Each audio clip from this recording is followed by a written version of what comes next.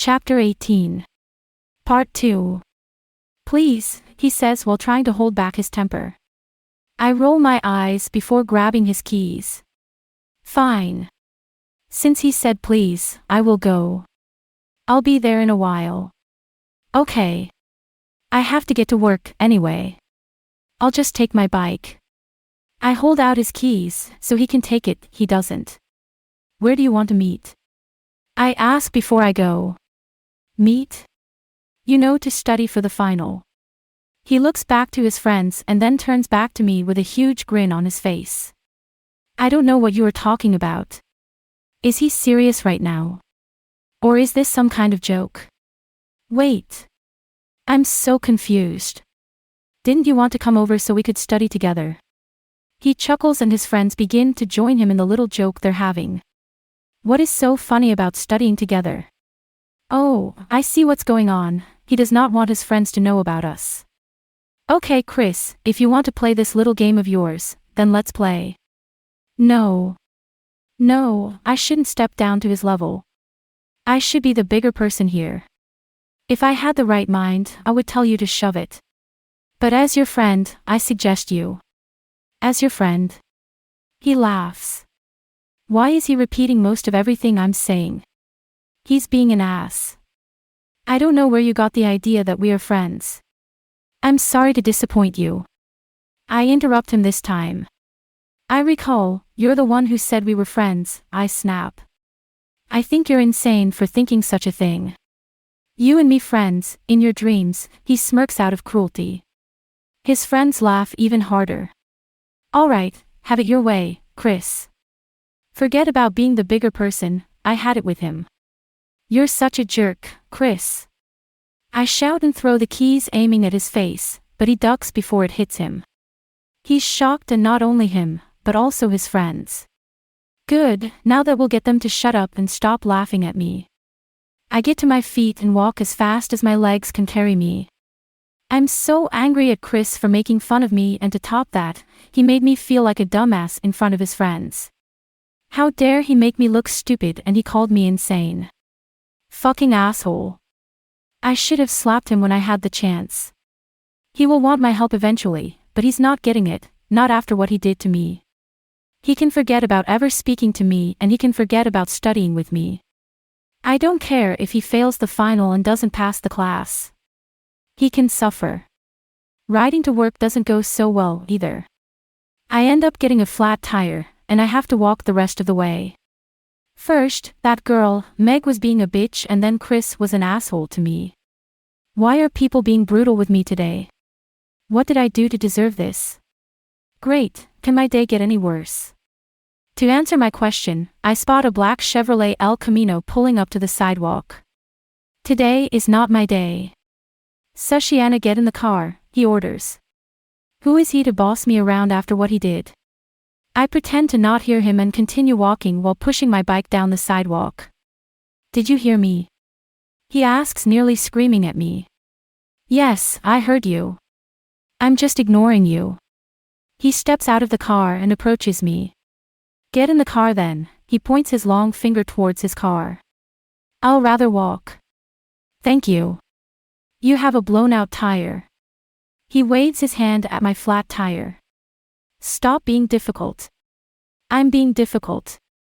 You're the one who humiliated me in front of your friends. I snap. He moves to grab my bike, but I jerk it away from him. Don't you dare touch my bike. I shout. I don't care if I'm making a scene out on the street.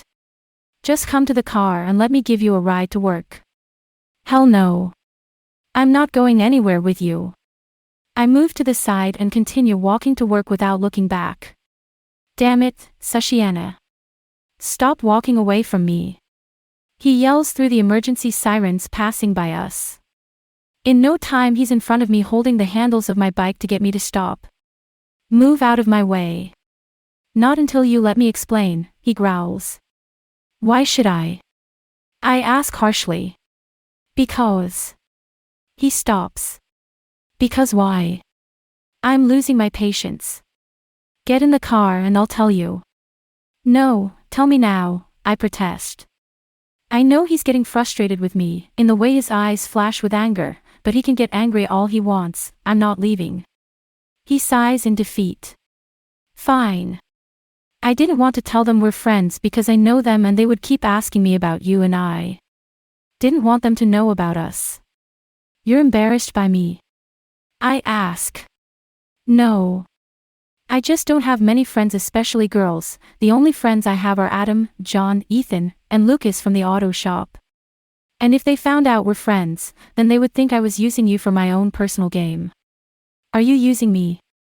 I have to ask, especially when he said his own personal game.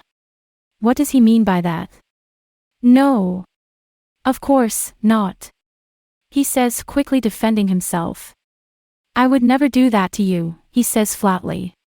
He already humiliated me today, who's to say he might not be using me to help him with the class? Should I trust him? My subconscious says, don't trust him, you're stupid if you do, and the more naive part of me says, to give him another chance.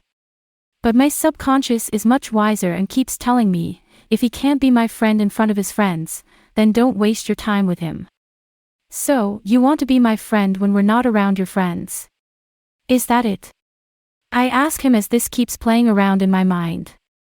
Yes, exactly, he chuckles. Does he think this is funny?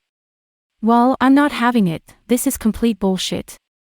Okay then, how does this sound? You can study by yourself, we'll stop being friends and no longer speak to me again.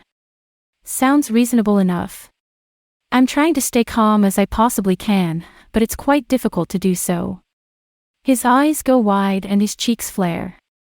He should not get mad, he's the one who acted the way he did and doesn't want his friends to know about us. Anyway, there's nothing to tell, we're just studying together, that's it. Well, we were studying together. No. It's not reasonable. He shouts. Sushiana, please, I need your help, he begs when he tries to lower his voice. No, Chris. Now if you can excuse me, I need to get to work. I try to push my bike forward, but he grips it tighter and pushes it backward. No.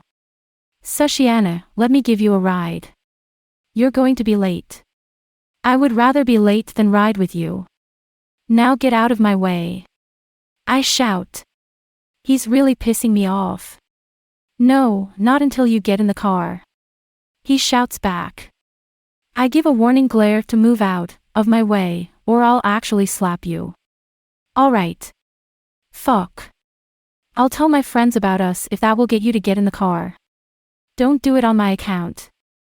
I don't want him to do it because he feels the need he has to, but because he's not afraid to tell his friends. You don't want me to tell my friends? He anxiously asks. No. It's not that. I just feel you should want to tell them, not obligated to do it. He remains silent. He can't even speak to me, let alone move, like he's frozen in shock. Well, if you're not going to respond, then move out of my way, please, I say calmer than I expected. Fine. I know you're not going to go with me. Have it your way, but know this, I will tell my friends about us, I mean every detail between us, he says when he walks back to his car and slides inside.